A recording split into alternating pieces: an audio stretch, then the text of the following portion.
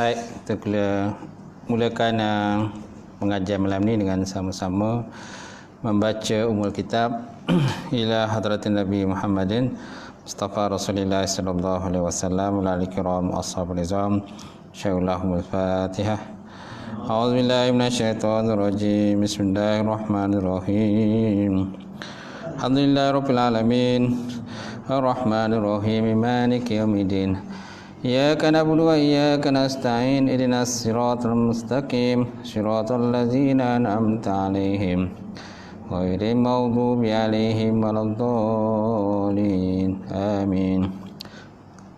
Assalamualaikum warahmatullahi ta'ala wabarakatuh. Alhamdulillahillazi hadana lihaza wa ma kunna linahtadiya laula an hadanallah. Asyhadu an la ilaha illallah wahdahu la syarikalah wa asyhadu anna Muhammadan abduhu wa rasuluh. Allahumma salli wa sallim ala sayyidina wa nabina wa maulana Muhammad imamil muttaqin wa qadul mujahidin wa ala alihi wa sahbihi ajma'in. Amma ba'. Fa inna asdaqal hadis kitabullah wa khairal hadi Muhammad sallallahu alaihi wasallam wa syarrul umuril muhdatsatuha wa kullu muhdatsatin bid'ah wa kullu bid'atin dhalalah wa kullu dhalalatin finnar. Qala Allah Subhanahu wa ta'ala fi kitabil azim ba'da auzubillahi minasyaitonir rajim wa minan nasi may yashtari lahwal hadis liyudilla an sabilillah wa yattakhizaha huzwa ulaika lahum azabun muhin. Wa iza tutla alaihim ayatuna walla mustakbiran ka'an lam yasma'ha ka'anna fi uzunaini waqra fabashshirhum bi'azabin alim. Innal ladzina amanu wa amilus solihat lahum jannatun na'im. Sadaqallahul azim. Maksudnya setengah daripada manusia itu itulah orang-orang yang mengambil benda-benda yang lara, lahwal hadis, benda-benda yang lara, liudilla an sabilillah, untuk menyesatkan manusia daripada jalan Allah Subhanahu wa taala bighairil ilmin, dengan tanpa pengetahuan. Wa yattakhiza huzwa, dan ia mengambil akannya sebagai benda-benda yang sia-sia. Ulaika lahum azabun muhin, bagi mereka itu azab yang hina. Dan apabila dibacakan atasnya ayat-ayat kami, walla mustakbiran, ia berpaling dalam keadaan dia takabur, seolah-olah dia tidak mendengar akan ayat-ayat Allah SWT yang dibacakan kepadanya. Ka'anna fi uzunaini waqra, seolah-olah pada dalam telinganya terdapatnya sumbatan. Fabashshirhum bi'azabin halim, dan berikan kabar gembira baginya akan azab yang pedih. Wa qala Nabi sallallahu alaihi wasallam, kullu ummati yadkhuluna jannah illa man aba. Qalu faman ya'ba ya Rasulullah?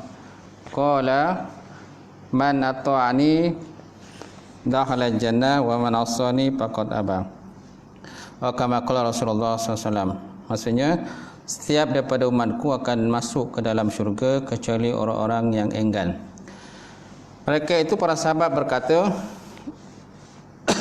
siapakah orang yang enggan ya Rasulullah? Maka Nabi SAW menjawab, man ata'ani dakhala jannah, barang siapa yang taat kepada perintahku maka dia masuk syurga. Maka barang siapa yang maksiat kepadaku maka dia termasuk dalam kumpulan orang-orang yang aba, ataupun orang yang enggan. Alhamdulillah.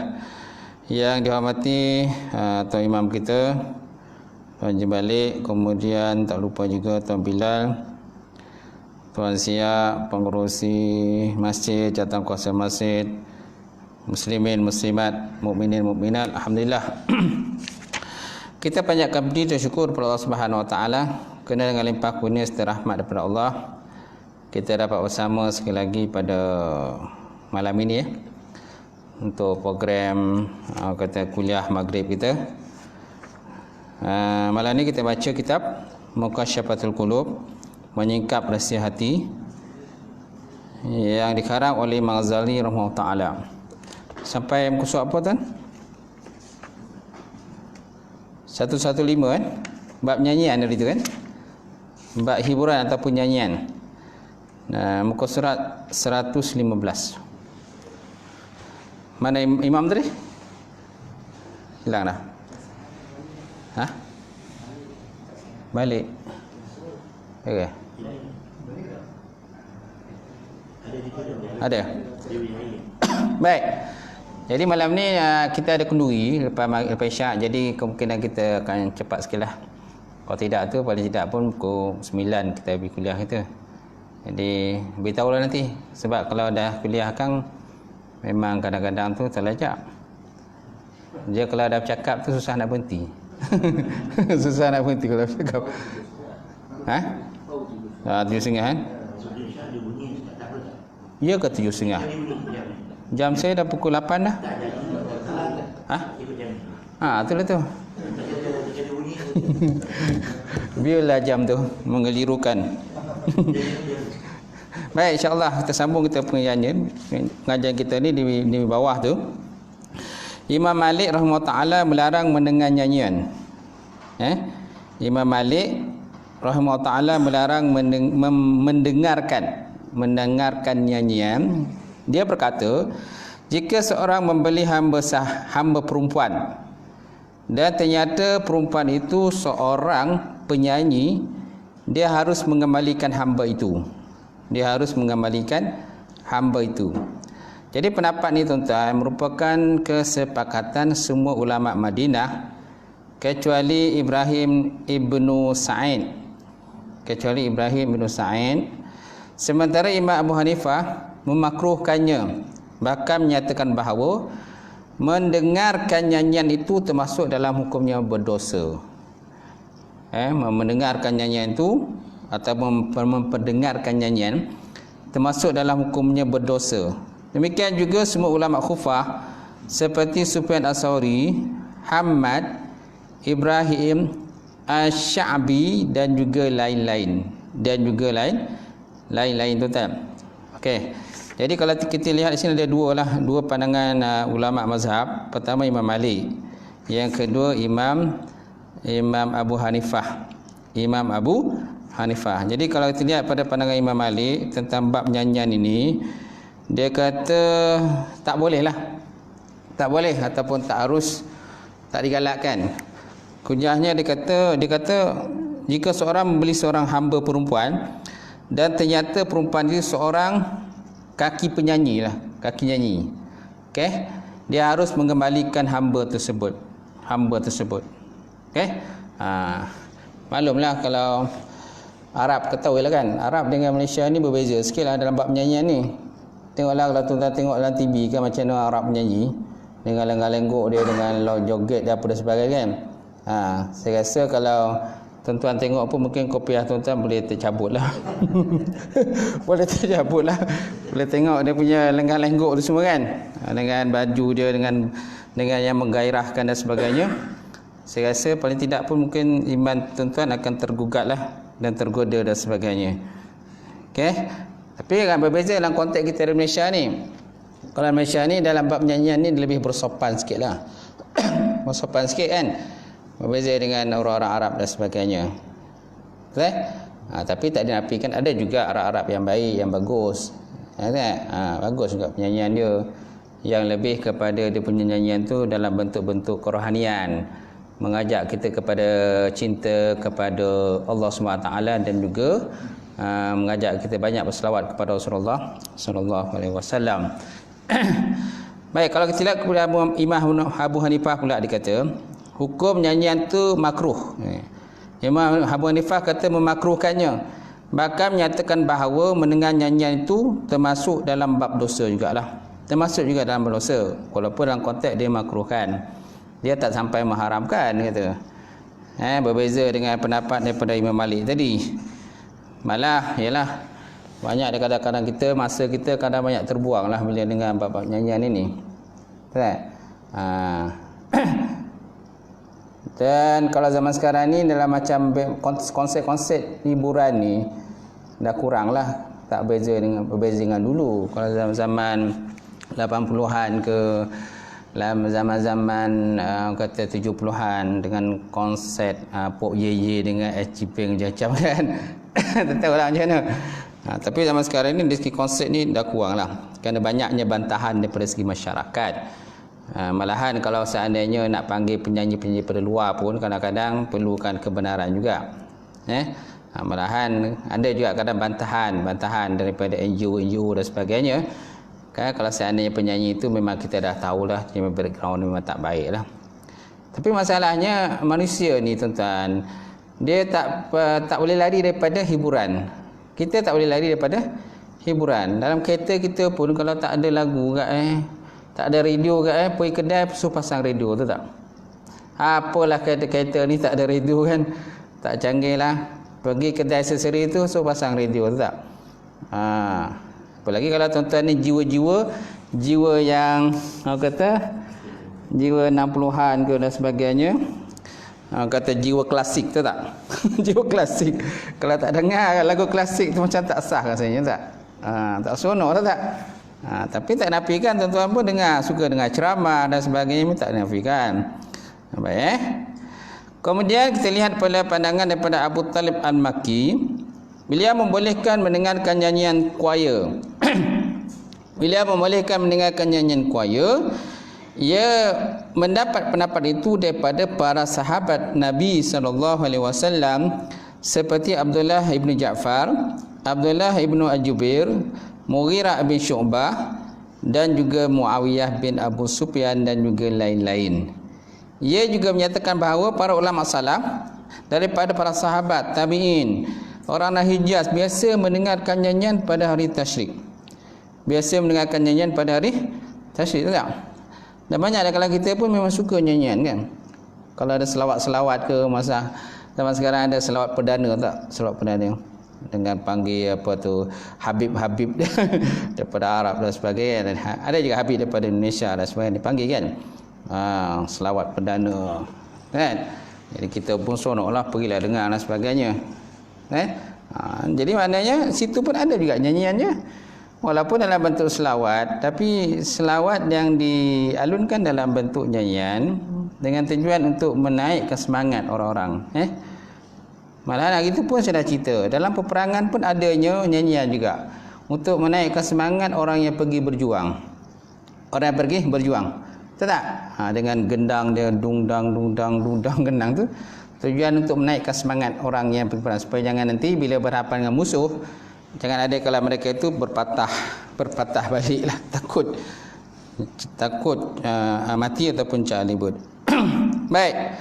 Demikian juga penduduk Madinah, Abu Marwan Al-Qadi memberitahu bahawa penduduk Mekah biasa mendengar nyanyian. Ia pun punya hamba perempuan yang biasa menyanyi di hadapan orang lain. Abu Marwan Al-Qadi memberitahu bahawa penduduk Mekah biasa mendengar nyanyian. Ia juga punya hamba perempuan yang biasa menyanyi di hadapan orang ramai. Okay, Masya Allah tuan-tuan. Tapi apakah bentuk nyanyian tu kita tak tahulah. Apa bentuk nyanyian? Apa dia punya isi kandungan nyanyian tu? Kalau isi kandungannya banyak, orang kata dalam bentuk orang kata memuja-muja Allah kan, memuja-muja Islam kan, menaikkan semangat Islam dan sebagainya, tak ada masalah dah. Itu sebabnya ulama sepakat menyatakan hukum muzik ni sebenarnya harus je. Hukum asal dia harus. Kenapa harus? Kerana banyaknya pertembungan dalil-dalil. Ada menyatakan boleh, ada menyatakan tak boleh. Ni boleh, tak boleh. Banyak sangat pertembungan. Hanya ulama sepakat menyatakan hukumnya adalah harus sajalah muzik. Habis yang haram tu, haram yang datang kemudian. Haram yang datang kemudian. Bila bercampurnya kan laki-laki perempuan tanpa batas. Kemudian adanya kata meninggalkan solat, meninggalkan ibadah kepada Allah. Lepas tu apa lagi adanya arak dan sebagainya. Itu menyebabkan benda tu jatuh haram lah. Haram kan? Baik. Dan zaman sekarang ni dah ada alternatif lah. Alternatif untuk orang kata hiburan-hiburan Islamik ni dah ada dah. Terpulanglah pada tuan-tuan di sini kan. Terpulang pada sini. Mana satu bentuk hiburan dia nak? Mana hiburan dia nak? Dia nak hiburan Islamik ke ataupun hiburan yang banyak benda-benda lara dan sebagainya? Kita nak menarik manusia supaya kata minat kepada muzik Islamik keseluruhannya, kemungkinan tak boleh. Kerana jiwa masing-masing berbeza kan. Ada jiwa orang yang masih jiwa jahiliah, walaupun dia mengaku dia Islam, tapi jiwa jahiliah tu masih ada lagi. Betul tak? Walaupun kadang-kadang ada yang kadang-kadang bertudung, nutup aurat dan sebagainya, tapi masih lagi pada jiwa-jiwa jahiliah.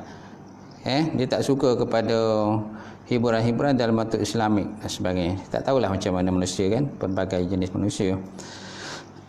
Baik, cuma dalam konteks Malaysia ni memang dah ada hiburan Islamik terpulang pada manusia itu sendirilah. Baik. Kemudian Abu Hasan Ibn Salmi ditanya, mengapa engkau menolak nyanyian? Padahal Al-Junaid, Sir Al-Quti dan Zun An-Nuri biasa memperdengarkan nyanyian. Ini pertanyaan daripada Abu Hasan As-Salim. Dia ditanya orang lain, mengapa engkau menolak nyanyian? Padahal Al-Junaid, Sir Al-Quti, Zun Al-Misri biasa juga memperdengarkan nyanyian. Maka mana aku akan menolak nyanyian sedangkan orang yang lebih baik daripadaku seperti Abdullah Ibn Ja'far At-Tayyar membolehkannya, dan ia juga biasa mendengarkan nyanyian. Aku hanya menolak nyanyian yang melalaikan dan juga senda gurau belaka. Nyanyian yang melalaikan dan senda gurau belaka, tak? Itu yang dia tolak. Tapi kalau isi kandungan dia banyak mengajak pada Islam, banyak manusia mengajak supaya berzikir kepada Allah kan, betul tak? Itu lebih baiklah daripada dia. Mana kena zaman sekarang ni banyak kata hiburan alternatif kan. Terpulanglah pada manusia sendirilah, tepuk dada, tanya iman, mana satu yang dia nak pilih, betul tak? Kerajaan dia tak nak mengharamkan semua bentuk hiburan pun tak boleh, kerana manusia pun nakkan kepada hiburan. Golongan-golongan yang lara pun dia nakkan pada hiburan juga. Mereka nak hiburan, tapi dari segi kawalan lah. Kalau kerajaan ni serius dalam bab nyanyian ni, supaya tandangan banyaknya terjadinya gejala maksiat dan sebagainya, kerajaan kena kawal lah segi penyanyian ini. Betul tak? Nak panggil penyanyi pada luar pun kadang-kadang kita kena juga lesen, tapisan dan sebagainya. Kerana ada kalau kita ni, contohnya orang kita ni gila K-pop, penyanyi K-pop tak? Penyanyi daripada Korea, dia minat penyanyi Korea ni. Kadang-kadang orang kita ni pun suka tengok cerita Korea. Tapi itulah, dia tak faham lah. Dia datang Malaysia pun sebenarnya dia tak faham tentang Islam ni apa benda. Jadi orang kita ni main orang kata main hentam kurma je, sampai ada yang kadang-kadang jadi gila. Kenapa? Kerana nak sambut hati datang, sampai terpekik tolong macam tu. Tuan-tuan ada tengok kan, tengok dalam video kan, macam mana kalau K-pop datang kan, di kalangan para muda-mudi kita ni lah kan, dengan macam orang gila dah jadi dia. Kenapa? Kerana minat dia sangat kepada K-pop tersebut lah, betul tak? Kemudian kalau tuan-tuan mungkin pernah tengok macam Michael Jackson kan, Michael Jackson tu, tapi dah meninggal lah kan Michael Jackson. Ada orang kata dia masuk Islam. Michael Jackson tu kalau dia menyanyi tu, berapa ribu orang datang, berapa puluh ribu orang datang dengan nyanyian dia. Dan ada masanya ketiga pula kan, peminat itu naik ke atas. Waktu dia tengah menyanyi tu dengan lagu sentimental dan sebagainya, ada peminat ni macam jadi orang gila dah perempuan ni kan, yang dia akan pilih di kalangan yang jaga, yang security masa tu dia akan jaga seorang kan, dia akan tengok mana-mana peminat dia macam dah orang gila tu, dia akan tarik perempuan tu, dia akan lepaskan naik atas pentas. Sampai atas pentas dia peluk Michael Jackson sambil menyanyi. Macam mana tu keadaan tu? Jadi masih lagi macam orang gila kan. Dia tak ada segan silu lagi lah. Itulah kata kesan daripada muzik dia lah, hiburan, betul tak? Tu tak termasuk lagi yang kata bila macam tahun baru kan, tahun baru bila ada hiburan, konsert, tengoklah pencampuran lelaki perempuan, perzinaan ke dan sebagainya, dengan kondom yang sepah dan sebagainya hasil daripada hiburan, tu tak? Baik. Kemudian Yahya bin Ibnu Mu'az berkata, aku kehilangan 3 perkara yang jarang kita temui lagi kecuali sedikit, iaitu mempunyai wajah yang cantik disertai sikap menjaga diri, berbicara baik disertai kesolehan, dan persahabatan yang disertai dengan kesetiaan. Ini kata Yahya bin Muaz. Dia kata kita kehilangan 3 perkara yang jarang kita temui lagi, kecuali sedikit. 3 perkara ni biasa, dia kalau dah hilang 3 perkara ni, nak jumpa balik tu susah lah. Nak kembalikan semula kepada suasana yang baik itu susah. Pertama, mempunyai wajah yang cantik disertai dengan sikap menjaga diri. Jarang di situ. Kadang-kadang orang yang wajah cantik ni kadang-kadang menyebabkan fitnah banyak berlaku. Itu sebab dalam konteks Islam ni kan. Kan kalau dalam bab kahwin ni, pilihlah perempuan tu kerana 4 perkara, betul tak? Pilihlah perempuan tu kerana 4 perkara. Pertama, kerana cantik dia. Yang kedua, kerana keturunan dia. Yang ketiga, kerana limaliha, kerana harta dia. Yang keempat, lijamaliha, kerana kecantikan dia. Kecantikan. Daripada 4 perkara tadi, yang paling baik mana? Lidinia, kerana agama dia. Betul tak? Kenapa tak pilih kecantikan dia? Kenapa tak pilih harta dia? Kenapa tak pilih keturunan dia? Betul tak? Tapi digalakkan kita memilih kerana agama dia. Tak cantik pun tak apa, yang penting agama baik.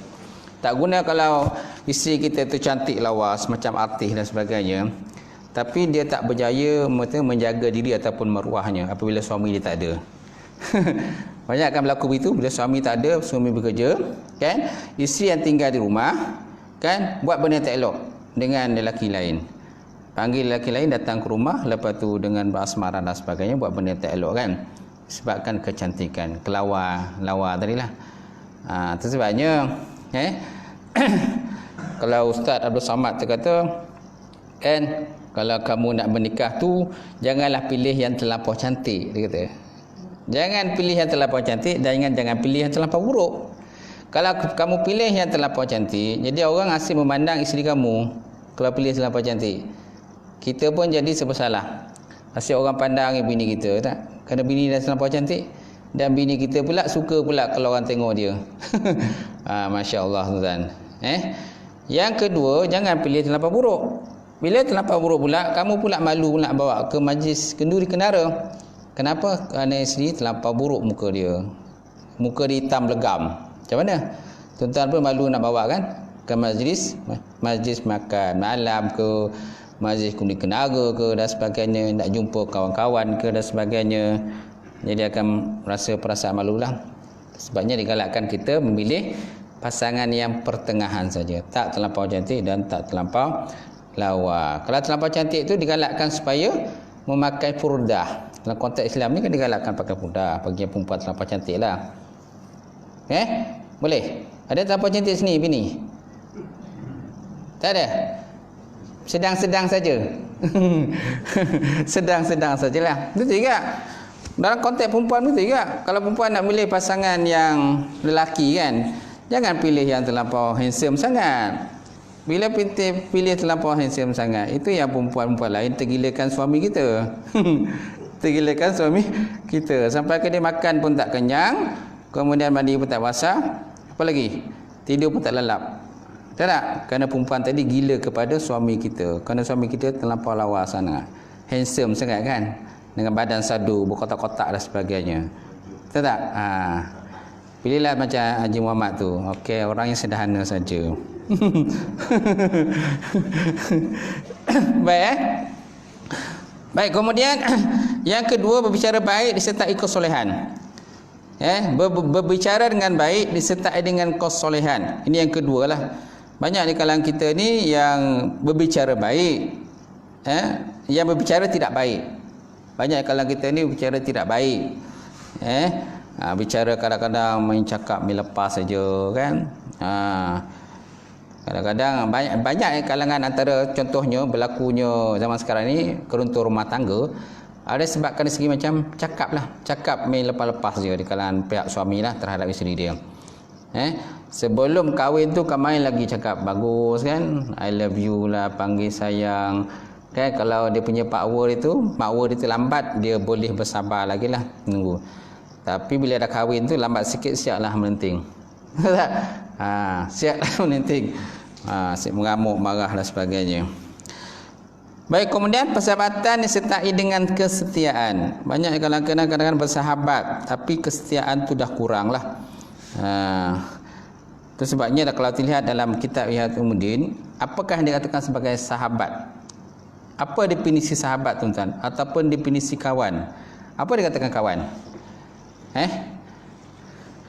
Kawan ialah seseorang yang apabila kamu senang, dia bersama dengan kita, dan bila susah, dia pun sama dengan kita.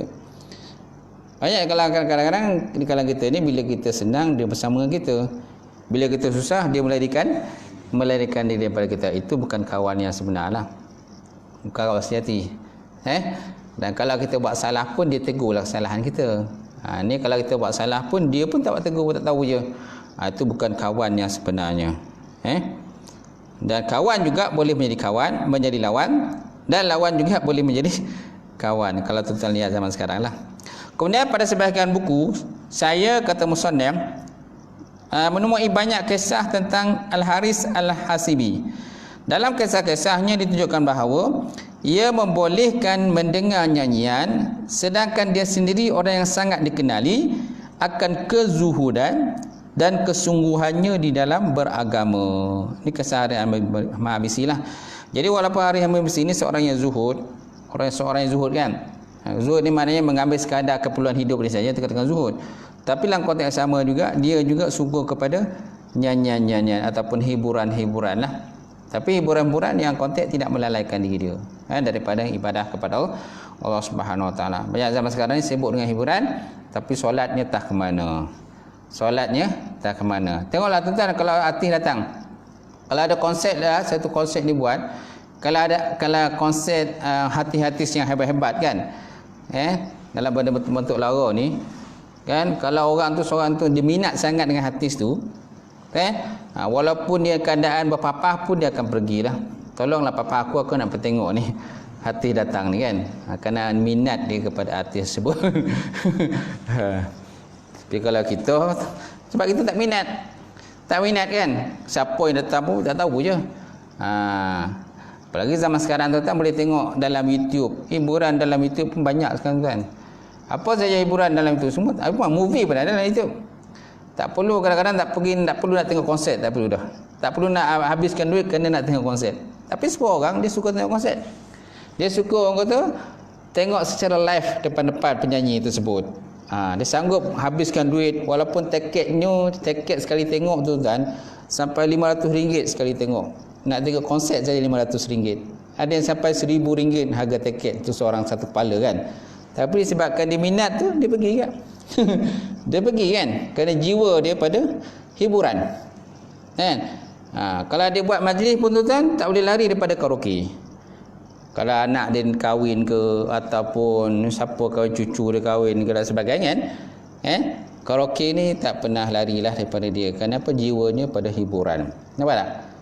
Baru-baru ni pun ada satu yang yang melampau sangat lah, yang kata majlis convocation. Saya tak tahu convocation mana, UiTM yang ada dihidangkan tarian gelik tu, laki-laki perempuan ada kan, dengan pakaian menggairahkan tu lah kan. Ada video yang tunjukkan majlis convocation tu kan. Teruk betul lah, ya Allah, apa nak jadilah dengan manusia ni. Orang ramai datang, dengan bapak datang, anak nak kombo ni nak ambil scroll tu hijazah, tapi dalam masa sama ada hiburan-hiburan yang tak sepatutnya. Ini menjatuhkan maruah lah kata universiti tersebut. Baik. Kemudian diceritakan bahawa Ibnu Mujahid tidak akan menghadiri undangan kecuali jika di dalamnya diperdengarkan nyanyian. Ini Ibnu Mujahid, ini bukan Datuk Mujahid. Bukan Datuk Mujahid lain.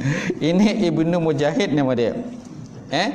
Ulama tafsir pun ada seorang namanya Mujahid. Mutafsir juga, dia ulama tafsir. Ada. Ini dikatakan Ibnu Mujahid.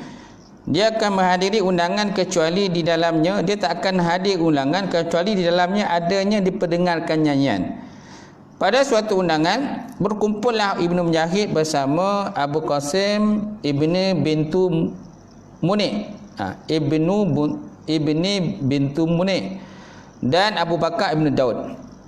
Ketika diperdengarkan nyanyian, Ibnu Mujahid mengajak Abu Al-Qasim dan Abu Bakar untuk mendengarkannya yang tersebut.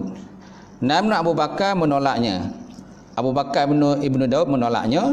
Dia berkata, ayah saya menyatakan bahawa Imam Ahmad Ibnu Hanbal membenci kepada nyanyian. Ayah saya pun begitu. Oleh kerana itu, saya pun bersikap begitu dan saya tak suka pada nyanyian.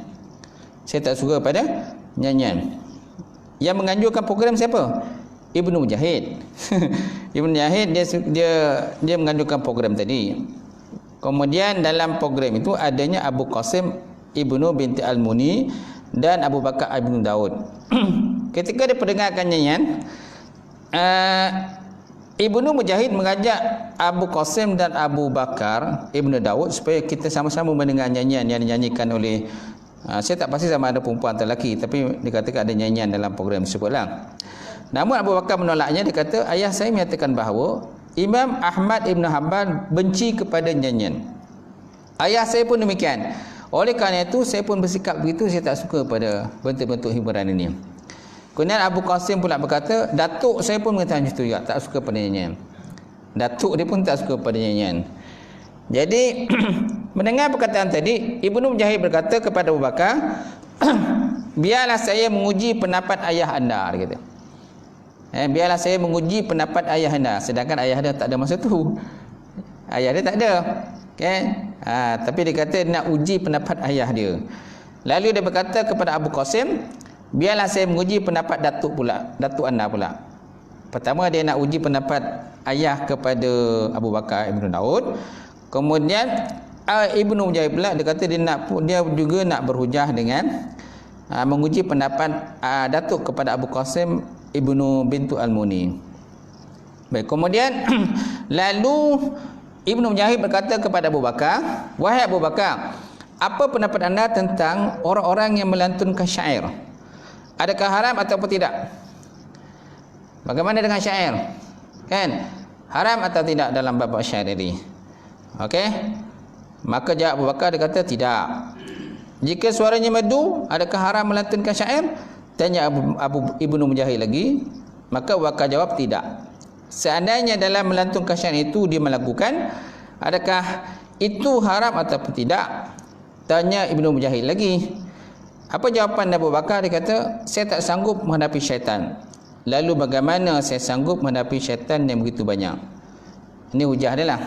Maknanya kesimpulannya memang Abu Bakar ni memang tak suka pada nyanyian lah. Okay? Kerana macam seruling pun termasuk dalam siulan setan juga kalau ikut pada hadis. Seluring itu yang dibunyikan seluring kan oleh orang yang mainkan seluring itu, dia termasuk dalam nyanyian syaitan juga. Malah kalau kita lihat dalam kitab Ibnu Qutubi, Imam Qutubi, yang kitab yang berbunyi At-Tazkirah fi ahwalil mauta umul akhirah, tazkirah atau peringatan dalam urusan orang yang telah mati dan urusan akhirat, dia kata kan barang siapa yang suka bermain muzik di dunia ini, besok di akhirat besok ataupun waktu dia nak mati tu, waktu dia nak mati nazak tu, dia akan cuba memainkan semula apa yang dia suka pada waktu dalam dunia tadi. Kalau dia suka main gesek biola, dia akan buat kata isyarat macam dia gesek biola lah macam tu. Kalau dia suka main seluring, dia akan tiup seluring macam tu. Sedangkan seluring tu tak ada. Tapi disebabkan oleh jiwa dia minat kepada muzik itu, waktu dia nazak nak mati tu, dia akan cuba bermainkan alat muzik yang biasa dia suka main lah.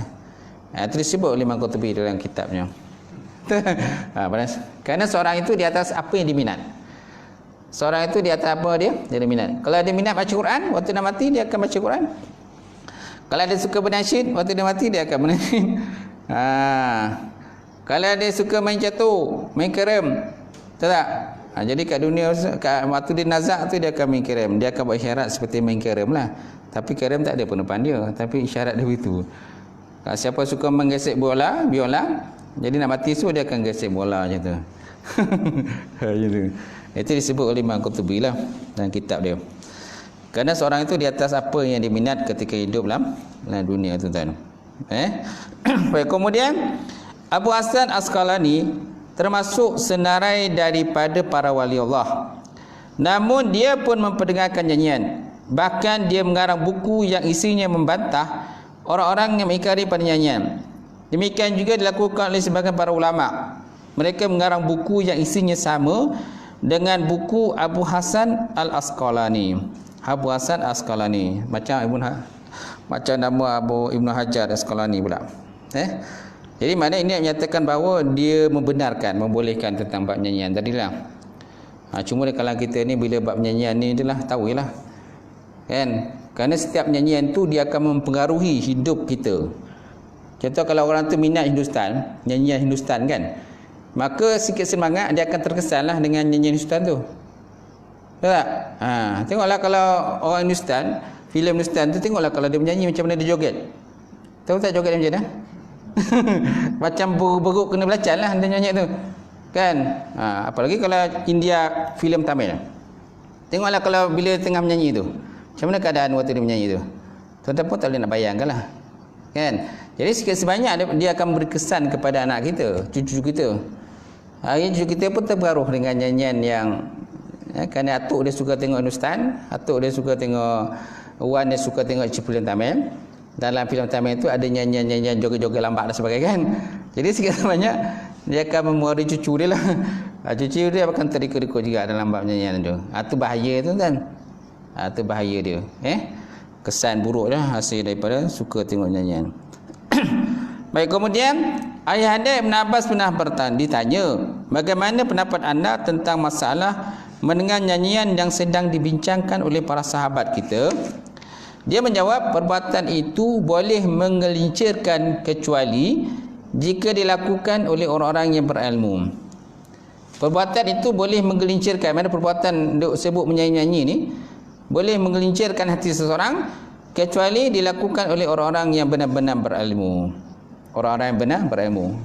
Kerana orang berilmu tadi dia tahulah kalau benda tu dibuat, dia tak melalaikan daripada ibadah kepada Allah Subhanahu Wa Taala. Itu sebabnya hukum nyanyian ni hukumnya harus. Hukum asal dia harus je. Tapi haram tu kenapa? Haram yang aridi, haram datang kemudian. Adanya arak, ada pencampuran lagi perempuan, ada perzinaan, mabuk-mabuk dan sebagainya kan. Mabuk, keruntuhan akhlak. Tahu tak?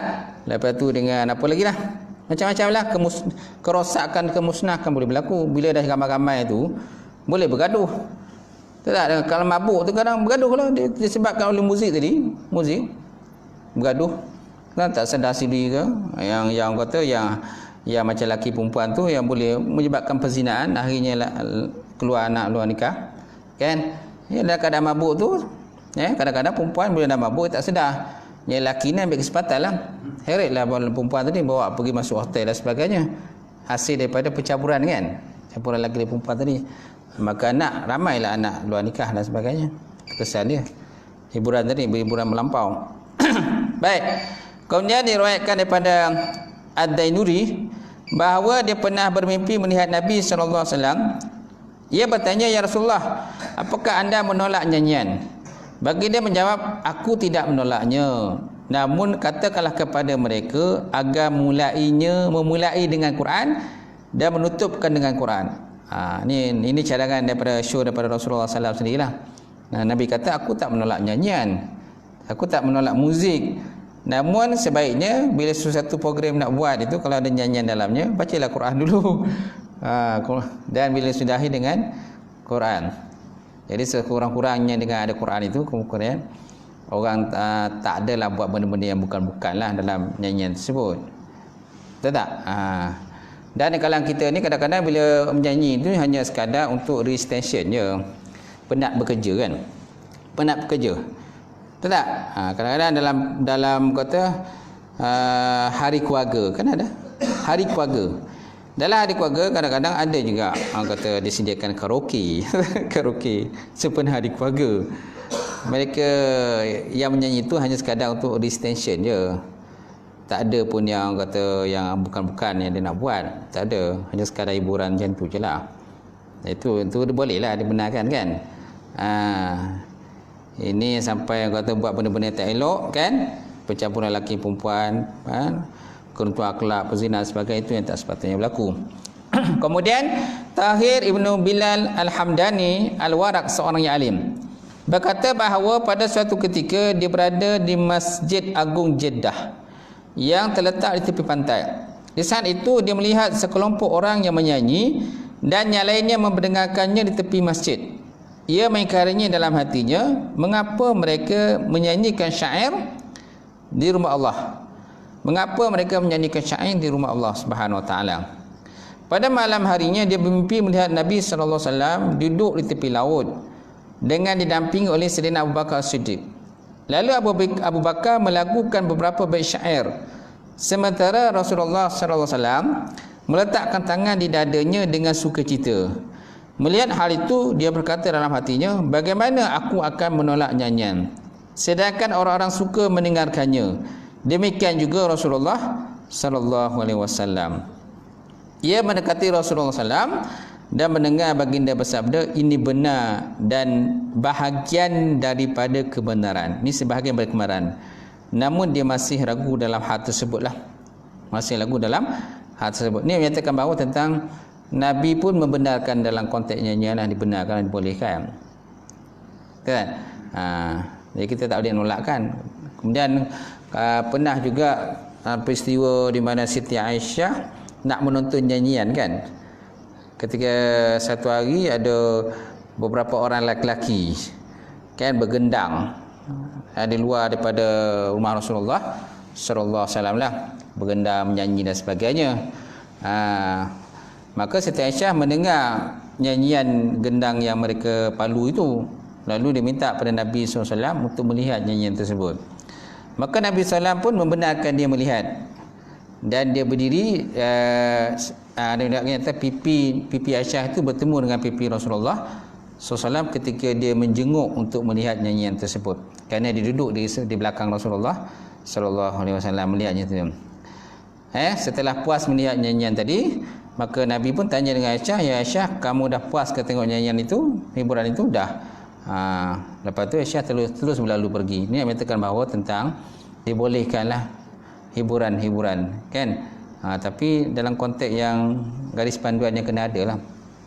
Kalau di Malaysia ni mesti ada garis panduan dalam bab konsep nyanyian kan. Supaya jangan masalah orang kata sosial ni yang orang kata makin teruk. Kan? Baik.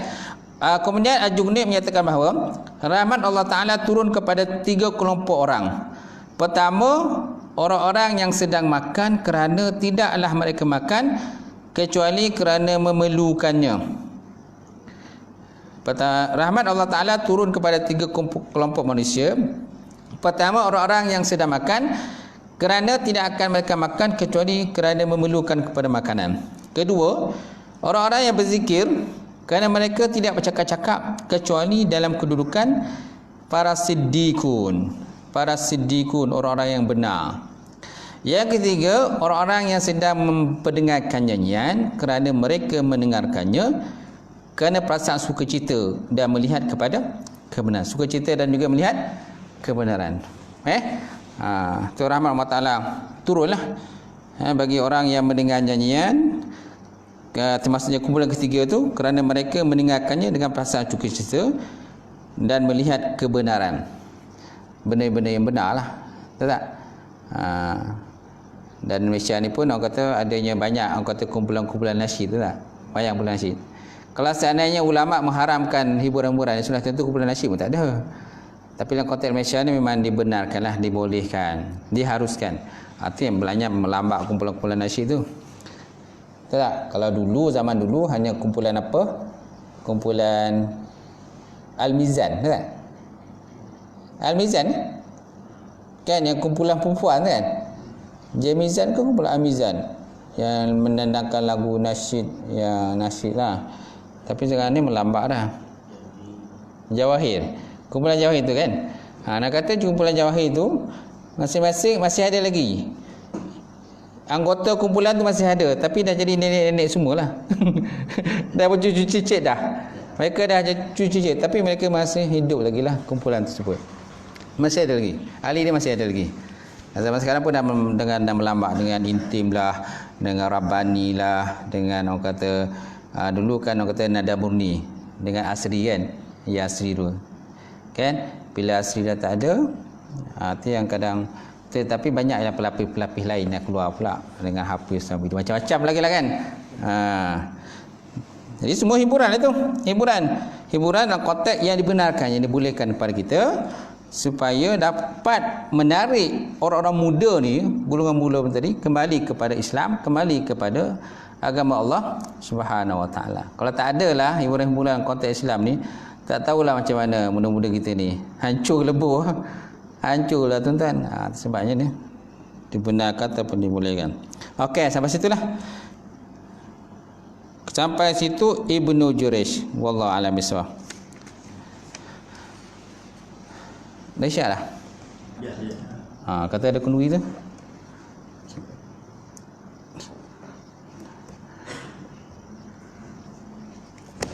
Ada soalan tak? Tak ada? Tak ada? Tak ada, kita tutup. Auzubillahi minasyaitonir rajim. Bismillahirrahmanirrahim. Alhamdulillah rabbil alamin wassalatu wassalamu ala asyrafil mursalin wa ala alihi washabbihi ajmain. Allahumma zidna ilman nafi'a wa yaqinan sadiqan wa taqabbal rizqan halalan barakatan katsiran. Wasi'ana fatai alim wa lana qulubana bi nuri ma'rifataka wa ta'ala ta'alifin. Allahumma faqina fid din, Allahumma faqina fid din. Allahumma ijma'na hadza jam'an marhuma wa tafarruqana min ba'di tafarruqan ma'suma. Rabbana iftah bainana wa baina qaumina bil haqq wa antahal fatihin. Rabbana faghfir lana dzunubana wa kaffir 'anna sayyi'atina wa tawaffana ma'al abrar. Rabbana ma wa'adtana ala rasulika wa la tukhzina yaumil qiyamah innaka la tukhliful mi'ad. Rabbana atina fid dunya hasanah wa fil akhirati hasanah wa qina azabannar. Subhana rabbika rabbil izzati amma yasifun wa salamun alal mursalin. Alhamdulillahi rabbil alamin. Qabarallahu minkum.